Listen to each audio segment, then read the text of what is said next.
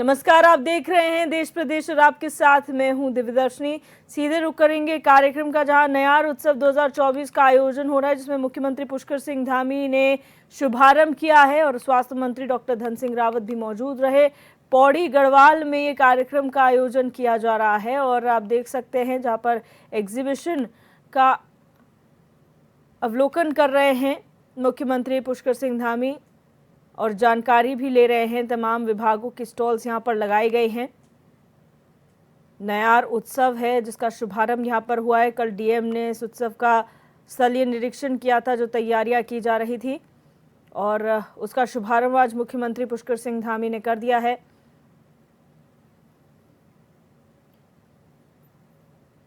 तो आप देख सकते हैं सरकारी विभागों की अलग अलग स्टॉल्स यहां पर लगाए गए हैं, जिनका अवलोकन मुख्यमंत्री द्वारा किया जा रहा है।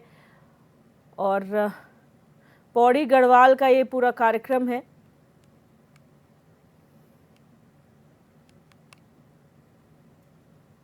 मेले में लगे स्टॉल्स का निरीक्षण कर रहे हैं मुख्यमंत्री, और अलग अलग विभागों की ये स्टॉल्स लगाए गए हैं। प्रदर्शनी है जिसमें मुख्यमंत्री जा रहे हैं, निरीक्षण कर रहे हैं, जानकारियां ले रहे हैं स्टॉल के बारे में, और वहां पर प्रदर्शित किए जा रहे उत्पादों के बारे में। ये स्टॉल कृषि विभाग द्वारा लगाए गए हैं, जहां पर तमाम यंत्र हैं, उपकरण हैं, जिनकी जानकारियां लिए हैं। महिला सहायता स्वयं सहायता समूह की महिलाएं भी यहां पर मौजूद हैं, जिनसे बातचीत मुख्यमंत्री कर रहे हैं। और उत्तराखंडी टोपी जो है और शॉल देकर अभिनंदन मुख्यमंत्री का किया जा रहा है।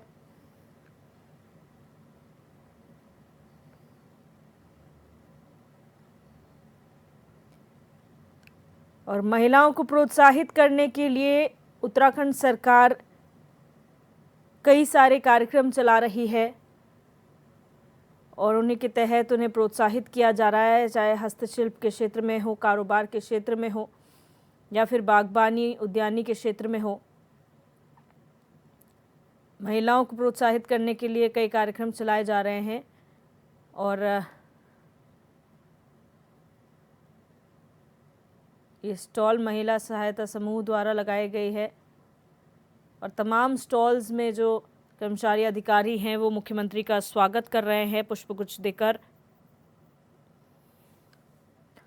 और हर एक स्टॉल पर जाकर निरीक्षण मुख्यमंत्री द्वारा किया जा रहा है, जायजा ले रहे हैं पूरे मेला क्षेत्र का। और आपदा प्रबंधन प्राधिकरण की ये अगली स्टॉल है, जहां पर तमाम सेफ्टी मेजर्स के उपकरण जो हैं वो यहां पर प्रदर्शित किए गए हैं। और पुलिस बल की तैनाती यहां पर है, अधिकारी मौजूद हैं। और ये मेला है जिसका शुभारंभ किया गया है आज। और अब ये मंच का क्षेत्र है जहां पर आगे कार्यक्रम को मुख्यमंत्री संबोधित करेंगे कुछ ही देर में।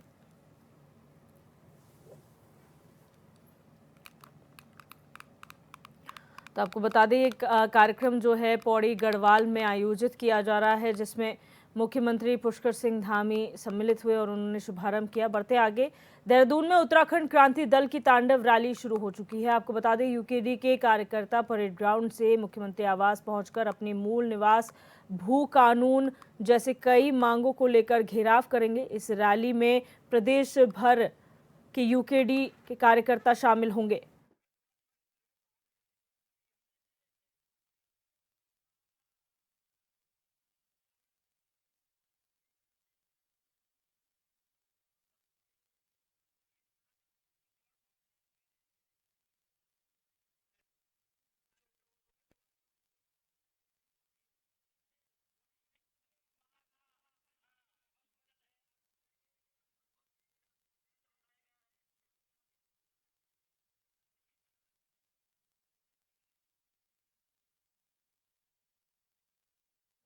हरिद्वार में इन दिनों गंगा नदी जो है वो गंदी हो गई है और गंगा की सफाई में भ्रष्टाचार का आरोप लगाते हुए निवर्तमान मेयर अनीता शर्मा के नेतृत्व में कांग्रेस कार्यकर्ताओं ने धरना प्रदर्शन किया। कांग्रेस कार्यकर्ता सिटी मजिस्ट्रेट कार्यालय पहुंचे, जहां मेयर ने सिटी मजिस्ट्रेट को ज्ञापन भी सौंपा। अनीता शर्मा ने कहा कि गंगा की सफाई के नाम पर जनता और श्रद्धालुओं के साथ धोखा किया जा रहा है।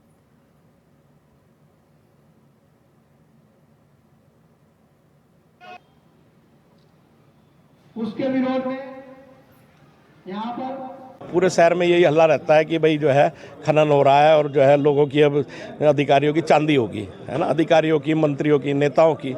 और वास्तविक दृश्य जो है उल्टा होता है। आज गंगा जी की सफाई के नाम पे हम लगभग 15-20 दिन से हमारा सफाई अभियान चल रहा है और जैसे शहर में चलता था तो इस बार मैंने कहा कि गंगा जी के किनारे या घाट पे चलाएं हम। तो 15-20 दिन से चल रहा है। गंगाबंदी तो अभी जो है हुई है दशहरे से ही, तो लेकिन हम देख रहे हैं कि जो है मतलब गंगा जी की सफाई नहीं हो रही। गंगा जी के लिए आज भी हमने कोशिश करके अपने बड़े अखाड़े से और निर्मल पंचायती अखाड़े से, दोनों अखाड़ों से निवेदन किया था, तो उन्होंने भी आज 40-40 छात्र जो है राजघाट पे और सती घाट पे लगाए हैं। जी, जो हर की पौड़ी या कोई भी गंगा मैया है यहाँ पे, राजघाट, सती घाट, शीतला माता, पवित्र स्थान है ये सब। और यहाँ गंगा जी में इतने कपड़े हैं, आप देख ही रहे हो, आप तो रोज ही देख रहे हो यहाँ पे जिस तरह से ये गंगा जी में कपड़े हैं। पहले तो मैं जनता से भी अपील करूँगी कि कोई गंगा जी में पन्नी तक ना डाले, क्योंकि गंगा हमारी सबकी माँ है, उन्हीं की बदौलत हमारी सबकी रोजी रोटी भी चल रही है। तो मैं कहूँगी कि साफ रहनी चाहिए गंगा जी। और आप देख ही रहोगे लाखों करोड़ों आदमी यहाँ पे आता भी है गंगा स्नान के लिए, सबकी आस्था जुड़ी भी है गंगा जी से। अल्मोड़ा के रानीखेत विधानसभा में संयुक्त मजिस्ट्रेट राहुल आनंद ने शराब की दुकानों में छापेमारी अभियान चलाया, जिससे शराब कारोबारियों में हड़कंप मच गया। संयुक्त मजिस्ट्रेट ने बताया कि काफी समय से शराब की ओवर रेटिंग को लेकर शिकायतें आ रही थी, जिसे लेकर मछखाली और रानीखेत की शराब की दुकानों पर छापा मारा गया। वहीं छापेमारी के दौरान कई दुकानों में शराब की ओवर रेटिंग पाई गई, जिसे लेकर उन्होंने जिला आबकारी अधिकारी और क्षेत्रीय आबकारी अधिकारी को कार्रवाई करने के निर्देश दिए।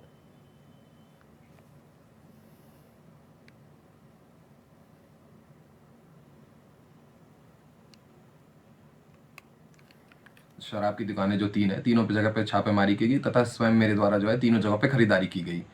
प्रथम जगह जो है मछखाली में 6:53 पे मेरे द्वारा खरीदारी की गई, जहाँ पे 2 बडवाइजर तथा 1 मैकडॉवेल की खरीदारी की गई। तो मैकडॉवेल की जो विस्की 165 रुपये प्रिंटेड है, उस पर MRP वो 190 रुपये में दी गई। बडवाइजर जिस पे 245 रुपये अंकित है, 260 रुपये में दी गई।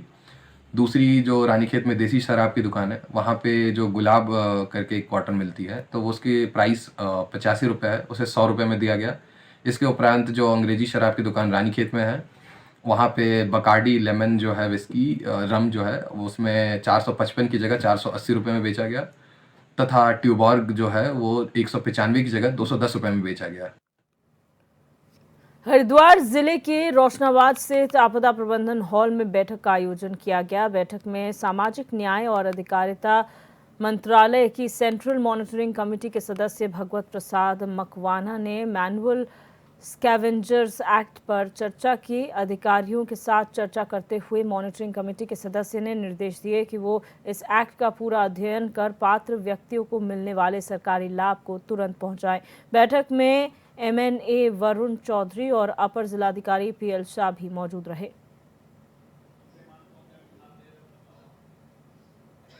जब आपने एक्ट नहीं पढ़ा, आपको ये जानकारी नहीं कि मैनुअल स्कैवेंजर्स की डेफिनेशन में कौन से सफाई कर्मी सम्मिलित हैं।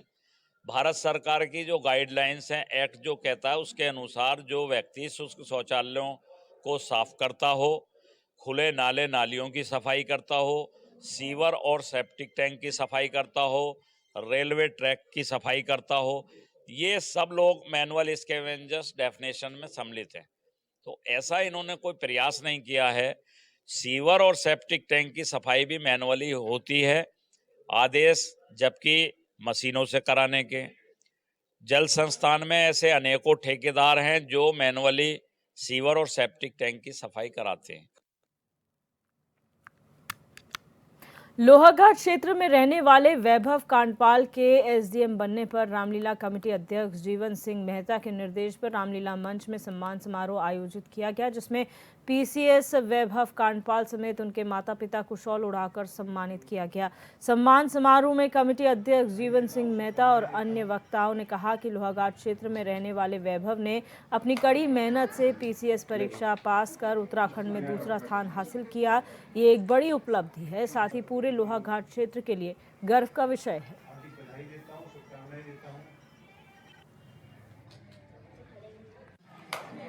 ये लोहाघाट के इस क्षेत्र के लोग निवासियों को जिन्होंने ये मेहता सर तो हमारे, मैं इनको सबसे पहला गुरु इन्हीं को मानता हूँ मेरे अपने बच्चों का। इन्होंने जिस तरह से मेरे बच्चों को प्रेरित किया, इतने छोटे छोटे बच्चे थे, जब मैं इनको लेकर के आपके सामने आता था तो सबसे पहले इनको तबला देना, इनको गाने के लिए सबसे पहले प्रेरित करना। तो आपने जो सांस्कृतिक प्रेम इनके अंदर जो जगाया और जो आज अपने मुकाम पर जहाँ पर ये पहुँच पाए हैं, उसके पीछे मैं यहाँ की जनता का भी सबसे बड़ा श्रेय मानता हूँ। मैं जो बच्चे अभी मेहनत कर रहे हैं, परिश्रम कर रहे हैं, उनसे मैं सिर्फ इतना ही कहना चाहूँगा कि अपना जो लक्ष्य है उसको निर्धारित कीजिए। जिस प्रकार से अर्जुन ने चिड़िया की आंख देखी थी सिर्फ, और कुछ नहीं देखा था, सिर्फ ठीक उसी प्रकार से अपने लक्ष्य को देखिए, उसके लिए डेडिकेटेड होइए, समर्पित होइए और ईश्वर का ध्यान करते रहिए, आपको आपके लक्ष्य की प्राप्ति। हमें बहुत बहुत खुशी है। मैं रामलीला कमेटी की ओर से वैभव का बहुत बहुत स्वागत और अभिनय करता हूँ। हमें इस बात की भी खुशी है, अभी मैं इस संबोधन में भी कहा था कि आपने भारत की बहुत सारी भूमिका यहाँ पर निभाई। आप जिस भी सेवा में, जहाँ पर भी प्रशासनिक सेवा में जा रहे हैं, वहाँ पर ईमानदारी के साथ, और उस गरीब बच्चे की जो भी आपने कहा, जो अंतिम छोर में बच्चा बैठा है, जो अंतिम छोर में जनता बैठी है, उसका समस्या का समाधान करें। 25वें राज्य स्थापना दिवस को महोत्सव के रूप में एक हफ्ते तक मनाया जाएगा, जिसके तहत हरिद्वार में हर की पैड़ी समेत दूसरे गंगा घाटों पर गंगा दीपोत्सव कार्यक्रम का आयोजन भी किया जाएगा। 11 नवंबर को होने वाले गंगा दीपोत्सव कार्यक्रम में गंगा घाट लाखों दियों से जगमग होंगे और भजन संध्या का आयोजन भी किया जाएगा। वहीं कमिश्नर गढ़वाल विनय शंकर पांडे और आईजी गढ़वाल करण सिंह नगन्याल ने हरिद्वार जिला प्रशासन समेत गंगा सभा के साथ मीटिंग की, जिस दौरान उन्होंने कार्यक्रम की रूपरेखा पर चर्चा की।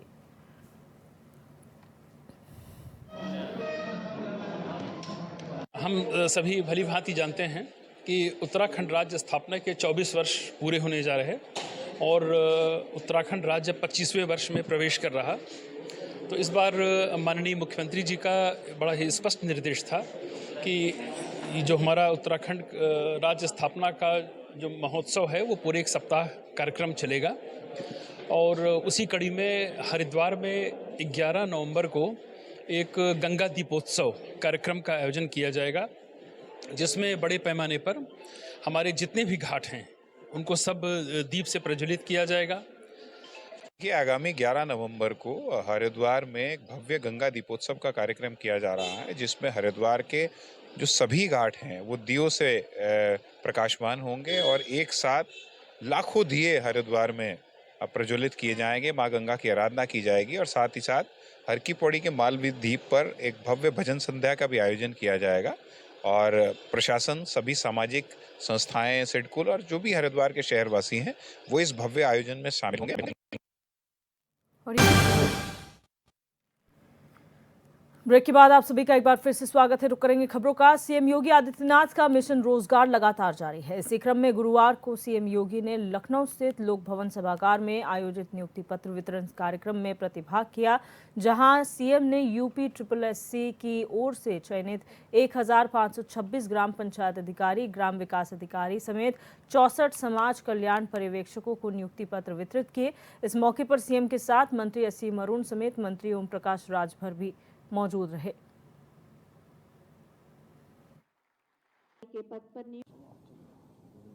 प्रदेश का जो युवा पहले नौकरी और रोजगार के लिए देश के और दुनिया के अलग अलग क्षेत्रों में भटकता था, आज उसको अपने ही प्रदेश में, अपने क्षेत्र में, अपने ही जनपद में नौकरी मिल रही है। तो अपने घर के कार्यों के साथ साथ वह अपनी सर्विस भी कर रहा है, लेकिन साथ साथ परिवार का देखभाल भी अच्छे ढंग से कर पा रहा है। मैं यहां पर देख रहा था भी जिन ग्राम पंचायत अधिकारियों का या पंचायती राज विभाग से जुड़े हुए जिन अभ्यर्थियों का चयन हुआ है उनको नियुक्ति पत्र भी लगभग कमोबेश उन्हीं जनपदों में प्राप्त हो गया है जिन जनपदों के वे निवासी हैं, और ये उनके कार्य की क्षमता को आगे बढ़ाएगा। उन्हें वहां पर कार्य का जो अच्छा हो सकता है उस प्रकार का परिणाम देने के लिए उन्हें तैयार भी करेगा। और यह स्थिति हम लोगों ने निजी निवेश के माध्यम से प्रदेश के युवाओं के लिए किया। प्रदेश में योग्य और स्किलफुल मैन पावर हम उपलब्ध करा सकें, चाहे वह शासन के लिए, चाहे वह निजी क्षेत्र के लिए। इसके लिए उस प्रकार के व्यावसायिक और तकनीकी शिक्षा में उस प्रकार के ट्रेड और कोर्सेज हम लोगों के द्वारा संचालित भी हुए हैं। आज उसका एक बेहतर समन्वय बनाने का प्रयास हुआ है। इसी का परिणाम है कि उत्तर प्रदेश अब देश की एक अग्रणी अर्थव्यवस्था के रूप में जाना जा रहा है। विकास का एक माहौल बना है। निवेश के माहौल के माध्यम से रोजगार सृजन की अनेक संभावनाएं आगे बढ़ी हैं। युवाओं की अपेक्षा को और उनकी आकांक्षाओं को जमीनी धरातल पर उतारने में मदद मिली है। जिन युवाओं को पहले पहचान का संकट था, आज वह युवा अपने प्रदेश में रह करके देश की अर्थव्यवस्था को सुदृढ़ता प्रदान करने में अपना योगदान दे रहे हैं। और उन्हीं अपेक्षाओं के साथ आज यहां पर नियुक्ति पत्र वितरण के इस कार्यक्रम के साथ हम सब जुड़े हुए हैं। प्रदेश में अलग अलग जनपदों में भी कार्यक्रम हो रहे हैं। वहां पर कहीं प्रभारी मंत्री गए हैं, कहीं पर स्थानीय माननीय सांसद और विधायकगण इस नियुक्ति की प्रक्रिया के साथ जुड़े हुए हैं। मैं केवल आपसे एक अपेक्षा करूंगा,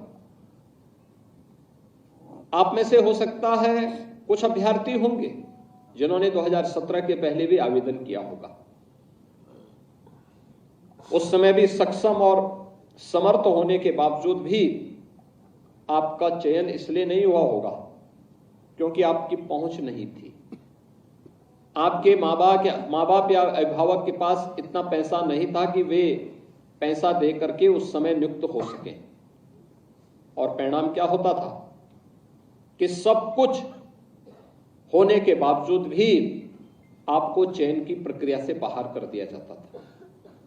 लेकिन पिछले 7 वर्ष के अंदर जो भी चयन की प्रक्रिया हुई, हम लोगों ने इस बात को सुनिश्चित किया कि इसमें किसी भी अभ्यर्थी के साथ कोई भी भेदभाव न हो। उसकी योग्यता और उसकी क्षमता का भरपूर उपयोग हम प्रदेश के विकास के लिए कर सकें, 25 करोड़ लोगों की भाग्य को बदलने में कर सकें और 25 करोड़ जनता के सामर्थ्य से हम उत्तर प्रदेश को भारत की अर्थव्यवस्था के ग्रोथ इंजन के रूप में प्रस्तुत कर सकें। आज उसी का परिणाम है। हमने नियुक्ति की प्रक्रिया की, सरकारी नियुक्तियां हो या निजी क्षेत्र में नियुक्तियां, या संविदा के आधार पर व्यक्ति की योग्यता और उसकी क्षमता को ध्यान में रख करके जब ये नियुक्ति की प्रक्रिया ईमानदारी से आगे बढ़ी तो परिणाम है हर एक क्षेत्र में उत्तर प्रदेश तेजी के साथ दौड़ता हुआ दिखाई दे रहा है। उस विकास का लाभ, प्रतिभा के बेहतर उपयोग का लाभ आज उत्तर प्रदेश को प्राप्त हो रहा है। जो 6ठी 7वीं अर्थव्यवस्था जिस उत्तर प्रदेश की थी, आज वो देश की नंबर 2 की अर्थव्यवस्था के रूप में अपने आप को, जो उत्तर प्रदेश देश के विकास का बैरियर माना जाता था, वह उत्तर प्रदेश आज भारत के विकास का एक ग्रोथ इंजन के रूप में अपने आप को सामने रख रहा है। जिस उत्तर प्रदेश में कोई निवेश करने के लिए नहीं आना चाहता था, आज उस उत्तर प्रदेश में लाखों करोड़ रुपए का निवेश आ रहा है। और ये निवेश केवल निवेश नहीं है, इसमें रोजगार भी है और इसमें विकास भी है। रामपुर में त्योहारी सीजन को देखते हुए पुलिस अधीक्षक विद्यासागर मिश्र ने थानागंज इलाके में पुलिस बल के साथ फ्लैग मार्च किया। इस दौरान उन्होंने इलाके में सुरक्षा व्यवस्था का जायजा भी लिया। फ्लैग मार्च के जरिए पुलिस बल ने लोगों को सुरक्षा का भरोसा दिलाया। वहीं पुलिस अधीक्षक ने लोगों से अपील करते हुए कहा कि कानून व्यवस्था बनाए रखने में पुलिस का सहयोग करें, साथ ही किसी भी संदिग्ध गतिविधि की जानकारी तुरंत पुलिस को दें। आगामी त्यौहार के दृष्टिगत मेरे द्वारा और अपर पुलिस अधीक्षक के द्वारा थाना क्षेत्रगंज में प्रभारी निरीक्षकगंज और उनकी टीम के साथ फुट पेट्रोलिंग की गई। साथ ही साथ लोगों से संवाद भी स्थापित किया गया। इसके साथ साथ अपने कर्मचारियों से भी संवाद स्थापित किया गया और आगामी त्यौहार के बारे में ये बताया गया कि सारे लोग निरंतर व्यापार मंडल के साथ संपर्क में रहे, साथ साथ यातायात व्यवस्था और सुरक्षा व्यवस्था सुनिश्चित करें। कानपुर देहात के चर्चित बलवंत हत्याकांड में शनिवार को फैसला आ चुका है। कोर्ट ने एसओजी प्रभारी समेत 6 पुलिसकर्मियों को दोष मुक्त किया है, जबकि शिवली के तत्कालीन कोतवाल और मैथा चौकी इंचार्ज को आईपीसी 304 के तहत दोषी ठहराया है। इन दोनों दोषियों को 24 अक्टूबर को सजा सुनाई जाएगी।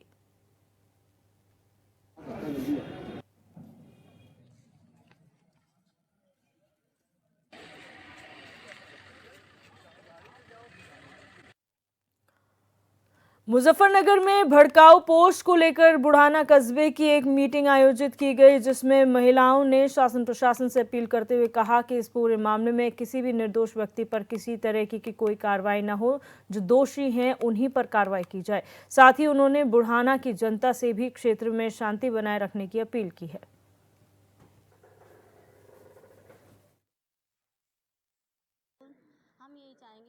में सुख शांति हो, हिंदू हो या मुसलमान कोई भी हो, रहना तो एक साथ ही है ना। तो कोई भी मतलब ऐसी घटना ना हो जो सबको ही दुख हो। उन लोगों को पकड़ा जाए जो मतलब ये काम कर रहे हैं। तो सरकार से किस तरह की अपील है? यही कि शांति बनी रहे यहाँ पे, और कुछ नहीं। प्रशासन अपना काम कर रहा है, बिल्कुल सही करना चाहिए। उन्हें भी जो गुनहगार है उसी पकड़। नमस्कार, मेरी पहली बात तो मैं आप लोगों का धन्यवाद करती हूँ। आपने मेरी बात सुनी और आप मेरी बात सुनने के लिए यहाँ पे आए हैं। आप लोगों का बहुत बड़ा सहयोग रहता है हमारी बात लोगों तक पहुँचाने के लिए। मैं मीडिया का तहे दिल से शुक्रगुजार हूँ इस चीज़ की। और ये जो हमारे यहाँ शासन प्रशासन जो काम कर रहा है, मैं बस एक अपील है मेरी कि यहाँ पे निर्दोष लोगों को ना पकड़ा जाए, उनके साथ में कोई ज़्यादती ना हो। जो दोषी लोग हों उनको सज़ा दिलाई जाए। हमारे माननीय जो है मुख्यमंत्री जी है, योगी जी है, मेरी उनसे अपील है वो हमारी इस चीज़ में मदद करें और यहाँ जो माहौल ख़राब किया जा रहा है ये माहौल ख़राब ना हो।